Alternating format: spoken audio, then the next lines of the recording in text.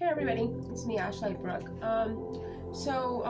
If any of you guys saw the video yesterday, where I'm asking my son, my nonverbal child, I'm asking him like what was bothering him, and we ended up figuring out that that he was having issues with the morning transportation.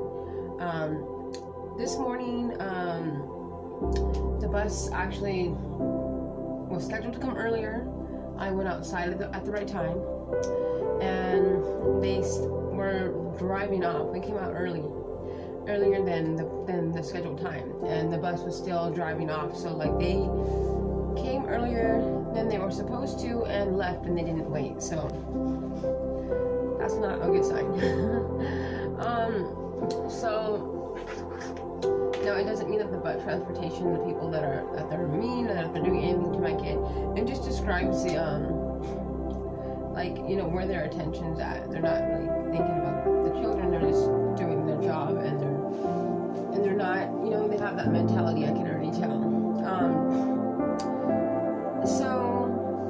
I was able to pace a friend of mine to drop my son off at school, and she's really nice. She has kids too, so Ozzy felt comfortable going with them. So that was good. That was great this morning. So it worked out perfectly until I could figure it out and talk to this transportation. So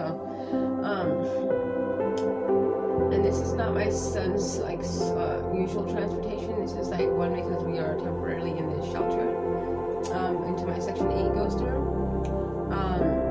So it's like a nearby city transportation through their school district. So I will call them later today and get to the bottom of this. But this morning I am getting ready. Right now I'm about to start getting ready. Izzy, my daughter, you guys also know she's autistic also, and today we go for her SSI evaluation. So if any of you guys have children that are on the spectrum, and I know that the age for them to diagnose an autistic child is usually 3 from the school district. However, if your child already receives services through regional center, if they're already receiving the early start therapies and stuff like that, if they have a caseworker with regional center, you can still apply earlier. You see, Ozzy was the same situation. I learned that going through with Ozzy's case. Ozzy started receiving SSI at 14 months old because he had his regional center letter stating the behaviors and showing the amount of therapy that he was approved for. So when I went in there with that letter, I got Ozzy his SSI immediately. The very next month, he started receiving his money. So that's just a little information for you. And I know that a lot of parents are like, oh, they're not evaluated, they're not, fully diagnosed yet.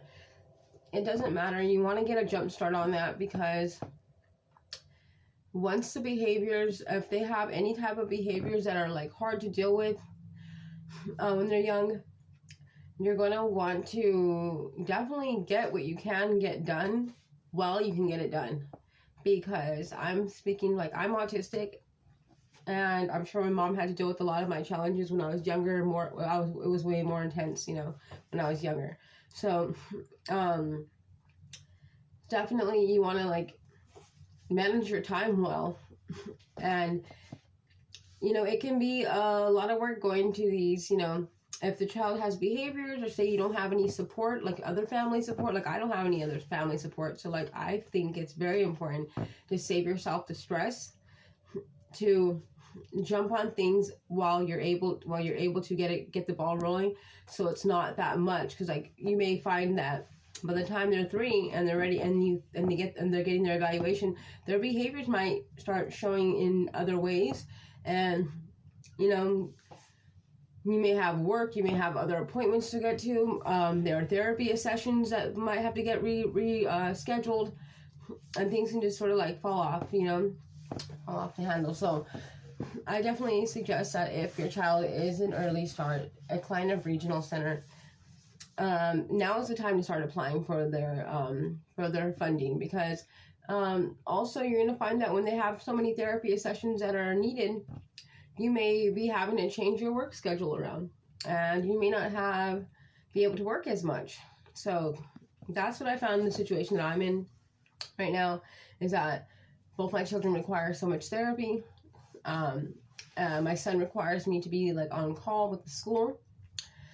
And I'm in therapy sessions usually all day with my daughter. Yeah. And Ozzy's therapy sessions are about to start. He does some at school, but he's about to start all of his other therapy sessions that will be taking place at home. So my son requires a lot of therapy, according to the assessments. So, yeah. I just say get what you can get done while you can get it done, because it can get a lot. And a lot of times, I want to say this too. I want to really like throw it out there, because I met a couple of moms recently, and they were telling me like, "Oh, my child's on the spectrum," and then they start talking about one of their other kids, and I'm like, "Oh, they're on the spectrum too," because they're saying certain behaviors that their child has, and they're like, "Oh no, they just have texture issues, and they have, it's hyperactive behavior," and I find it often that they're saying that with the women, with the girls, that their daughters. Those are signs of autism, so you should get them evaluated.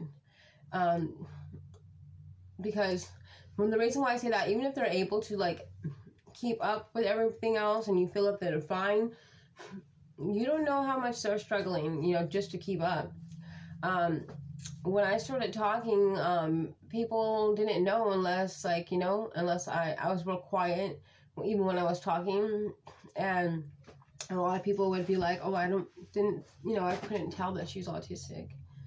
It's not something that you can visually see, so if you notice the challenges, if you notice the differences, if even challenges with eating, those are signs of autism. Knocking things over, you might think that they're clumsy or hyper. If it's if it's intense, and if another child especially is autistic, you're going to want to go and check that out. Definitely don't think that because it's a girl and you can't tell that much that the child does not autistic.